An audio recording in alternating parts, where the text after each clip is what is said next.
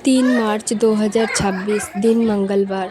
ये वो मनहूस दिन है जिस डेट को हम कभी भूलेंगे भी नहीं और भूलना तो नामुमकिन ही है, क्योंकि इस दिन ने हमारी माँ को हमसे हमेशा के लिए दूर कर दिया। इस दिन का कल्पना हम में से कोई भाई बहन नहीं किया था कि ये दिन हमें देखने को मिलेगा।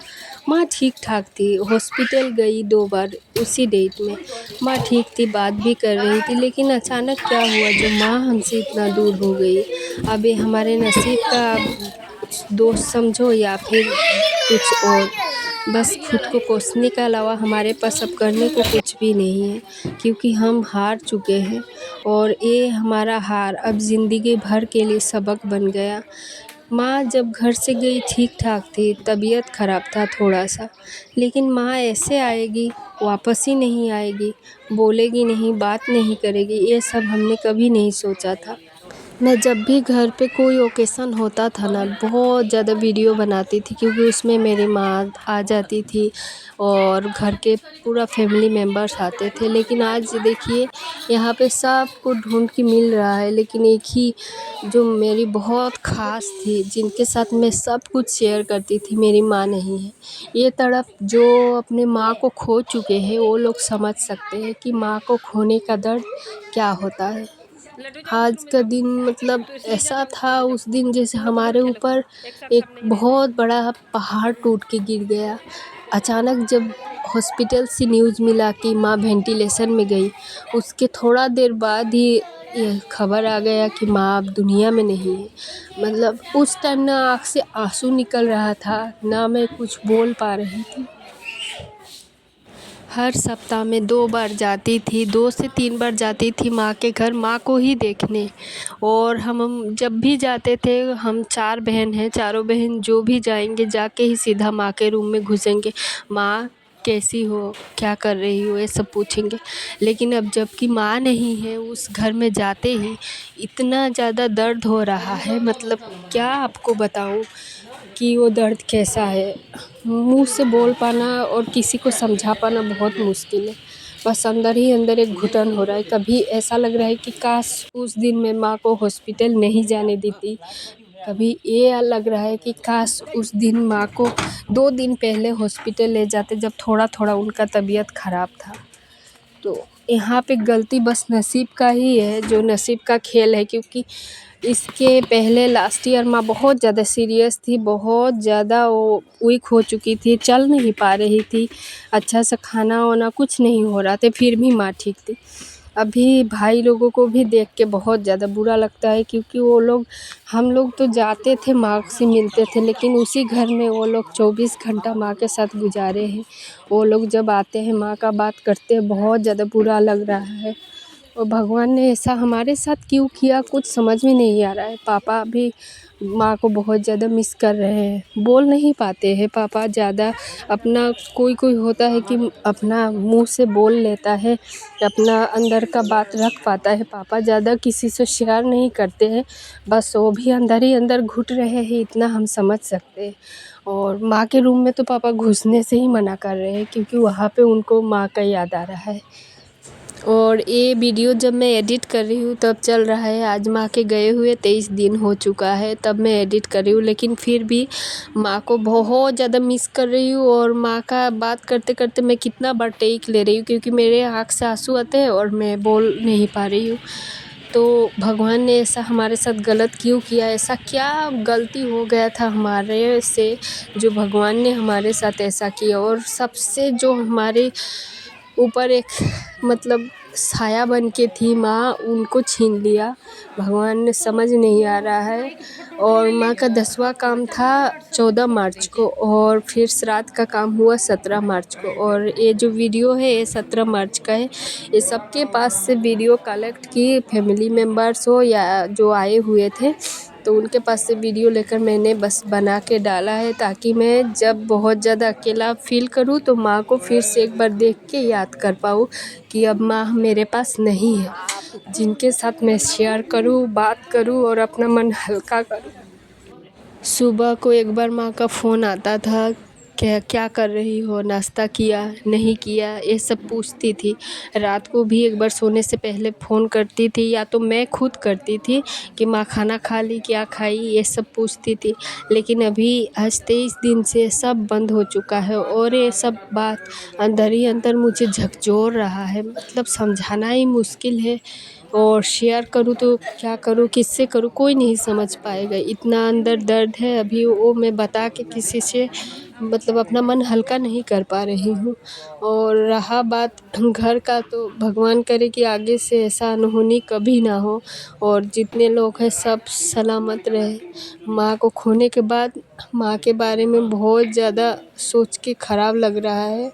और अभी घर में सब मौजूद है, माँ ही नहीं है। अकेलापन क्या होता है अब मतलब समझ में आ रहा है कि अकेलापन से लड़ना कितना कठिन है, और जिससे आप बहुत ज़्यादा जुड़े हुए हो वो लोग जब दूर जाते हैं तो कैसा फ़ील होता है। क्योंकि मेरे लाइफ में मेरे हस्बैंड के अलावा माँ एक थी जो बहुत ज़्यादा मुझे केयर करती थी, ख़याल करती थी, शादी होने के बाद भी। और अभी वो नहीं है तो मैं अंदर ही अंदर बहुत ज़्यादा घुटन फ़ील कर रही हूँ। बस भगवान अभी इतना ही करे कि माँ जहाँ हो खुश रहे। मेरा मयंक जो लड्डू है, और वो भी अपने नानी को बहुत ज़्यादा मिस करता है। हर दिन एक बार नानी का बात याद करके रोने लगता है। पहले उसको मैं बोलती थी कि मयंक पढ़ाई कर लो, नानी के घर शाम को लेके जाऊंगी, तुरंत पढ़ाई करता था। अभी वो खुद से भी जाना ही नहीं चाहता, बोलता है कि नानी माँ नहीं है माँ वहाँ पे, ऐसे बोलता है। तो अभी माँ को बहुत मिस कर रहे हैं सब कोई।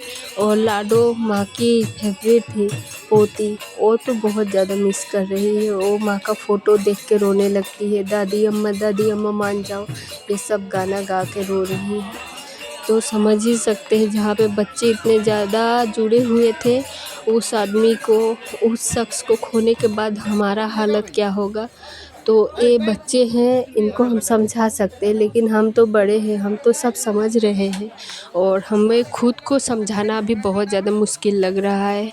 दिमाग दिल से ये सब बात उतर नहीं रहा है, रात रात को नींद नहीं आता है बस माँ का याद आने से। और माँ का याद ऐसा है कि अब भूल पाना इस जन्म में तो नामुमकिन है।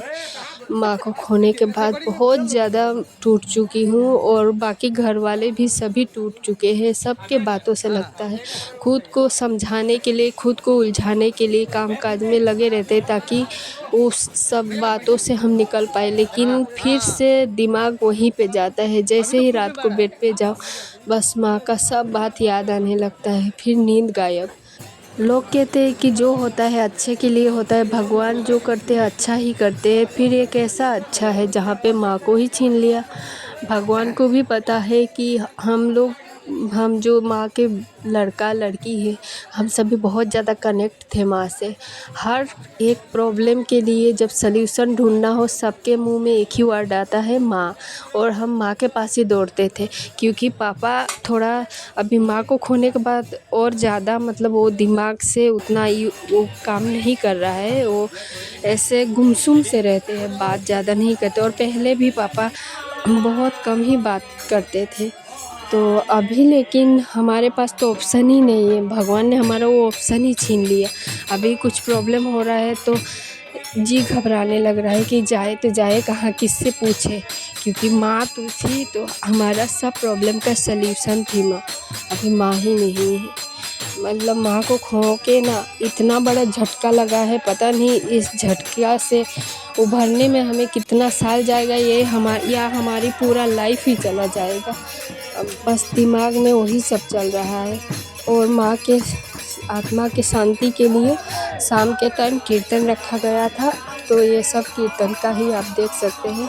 और आप जितने लोग भी वीडियो देखेंगे तो लाइक करें ना करें कोई बात नहीं, बस प्रे कीजिए कि मेरी माँ जहाँ भी हो बहुत अच्छे से हो, बहुत सुख शांति से रहे। क्योंकि माँ नहीं है ना, तो अभी माँ के लिए बहुत ज़्यादा लगता है। पहले भी माँ के ही लिए हम दौड़ते थे, और अभी माँ नहीं है तो अब बुरा लग रहा है कि सब तो हम लोग एक धागे में बंधे हुए थे, वो धागा थी माँ। अभी हमारा धागा टूट चुका है, हम सारे लोग बिखर चुके हैं, सारे फैमिली मेम्बर्स बिखर चुके हैं। अभी माँ को खोने के बाद बहुत अंदर से आ रहा है, तकलीफ़ उठ रहा है। हर दिन जैसे एक बार हम लोग मर के फिर से वापस जी रहे हैं। और हर दिन की सुबह उठते ही पहले एक कॉल आता था माँ का। अभी दिमाग को अपना और दिल को समझाना पड़ता है कि अब कॉल नहीं आएगा, क्योंकि माँ ही नहीं है। 3 मार्च को सुबह जब मैं गई थी तो माँ ने मुझे इतना भी कहा था कि शाम को जब मैं आऊँगी एमआरआई करा के तो मैं नहाऊँगी, क्योंकि चंद्र ग्रहण है। तो मैंने माँ को बोला था आपका तबीयत ख़राब है तो आप बस तुलसी पानी छींट लीजिए, आप बीमार हैं, आप पे ग्रहण का कोई असर नहीं पड़ेगा। लेकिन देखिए उस ग्रहण का असर, इतना बुरा असर हम सब की ज़िंदगी पर पड़ा जिसका हम अब कोई तोड़ नहीं निकाल सकते। ये हमारा ज़िंदगी निकल जाएगा लेकिन इसके लिए तोड़ नहीं है। अब माँ हमारे पास वापस कभी नहीं आएगी, इस बात को हमें मान के चलना पड़ेगा। और ये देखिए घर अभी भी पूरा सूना सूना लग रहा है और ये खालीपन अब ज़िंदगी भर के लिए है। बस इस सच के साथ अब हमें आगे बढ़ना है और माँ भी हमें जहाँ भी हो बस हमें शक्ति दे, साहस दे, ताकि इस दुख से हम आगे उभर पाए। और जाते जाते आप लोग मेरी इस वीडियो को लाइक कीजिए, मत कीजिए कोई बात नहीं, लेकिन मेरी माँ के लिए प्रे ज़रूर कीजिएगा।